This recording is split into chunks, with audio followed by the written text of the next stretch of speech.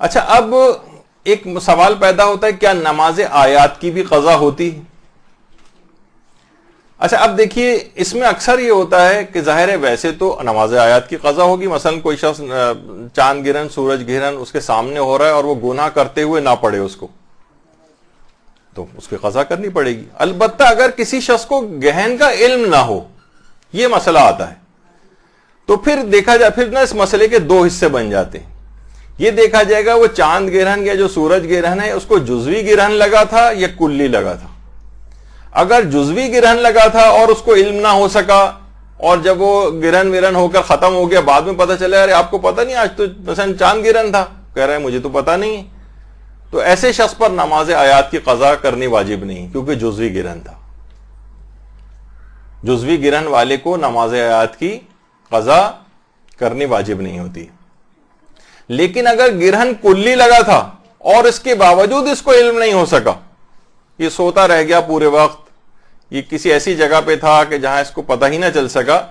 علم نہ تھا، اور گرہن ایک کلی لگ کر ختم ہو گیا اور بعد میں اس کو علم ہوا، اس نماز آیات کی اس کو قضا کرنی پڑے گی۔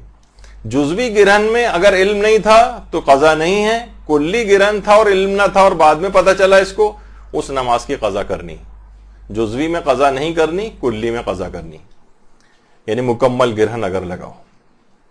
مسئلہ کہاں پر آتا ہے زیادہ کہ کیا زلزلے کی نماز آیات، دیکھیے جس وقت زلزلہ آ رہا ہوتا ہے اس وقت تو کوئی کیسے نماز پڑھے؟ تو ظاہر ہے کہ اچھا جب زلزلہ آ کر جب ختم ہوگا تبھی انسان عام طور پر پڑھ سکے گا نماز۔ کچھ علماء کا تو یہ نظریہ ہے، بلکہ زیادہ تر علماء کا ہے سوائے آغا سیستانی کی، کہ زلزلے کی جو نماز آیات ہے نا یہ کبھی قضا نہیں ہوتی، اور احتیاط واجب یہ ہے کہ بعد میں بھی کبھی بھی اس کو پڑھ سکے، اس کو پڑھنا ضروری۔ یعنی یہ نہیں سوچ سکتا کہ بھائی اب تو 1 گھنٹہ گزر گیا، 2 گھنٹے گزر گئے، 5 دن گزر گئے زلزلے کو آئے ہوئے، نہیں، اس کو اگر اس نے نہیں پڑھی ہے تو احتیاط واجب یہ ہے کہ اس کی قضا انجام دے۔ آغا سیستانی فرماتے ہیں کہ اگر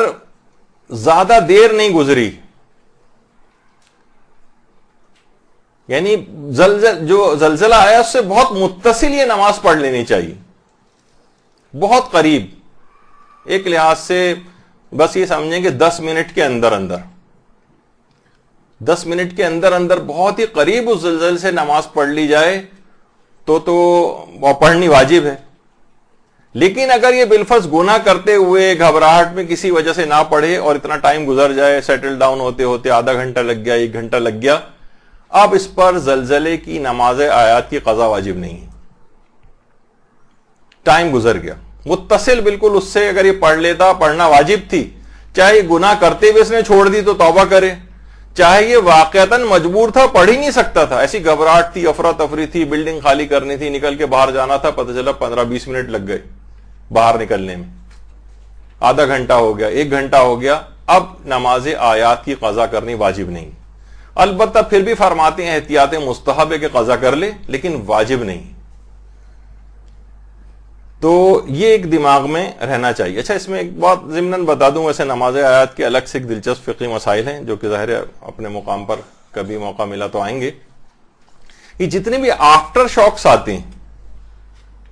ان کو بھی ایسا ہی شمار کیا جائے گا کہ جیسے زلزلہ ہے۔ لوگ کہتے ہیں ایک تو مین زلزلہ آ گیا، پھر چھوٹے چھوٹے آفٹر شاکس آتے ہیں،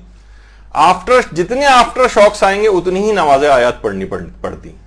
بعض اوقات یہ ہوتا ہے کہ 20 آفٹر شاکس آتے ہیں، 10 آفٹر شاکس آتے ہیں، ہر آفٹر شاک کو ایک الگ زلزلہ شمار کیا جائے گا شریعت میں، اور آپ کو اتنی ہی نماز آیات پڑھنی پڑیں گی۔ البتہ وہ ضرور ہے کہ اس نشانی سے متصل اتنا زیادہ وقت نہ گزر جائے کہ بہت تاخیر شمار ہو، بہت قریب پڑھ لی جائے تو صحیح ہے۔ لیکن اگر گناہ کرتے ہوئے چاہے چھوڑی ہے وہ نماز، یا نہیں پڑھی آپ نے اور اتنی تاخیر ہو گئی، یا یہ کہ واقعی کوئی عذر ہی پیش آ گیا تھا کہ نماز پڑھ ہی نہیں سکتے تھے کیونکہ بغیر وضو کے نہیں ہوتی، وضو کا پانی اس وقت جانا وہ اویلیبل نہیں تھا، بلڈنگ کو خالی کرنا تھا، ایک جان بچانی بھی لازمی تھی، اور اتنا وقت گزر گیا، تو بہرحال پھر اس کے بعد اتنا وقت اگر گزر جائے تو اس نماز آیات کی قضا نہیں ہوتی،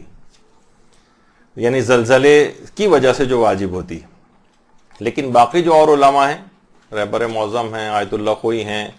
دیگر اور علماء ہیں وہ کہتے ہیں احتیاط واجب ہے کہ بعد میں بھی اگر آپ نے اس وقت نہیں پڑھی ہے تو بعد میں بھی اس کی قضا انجام دینا ہے بر بنا احتیاط واجب.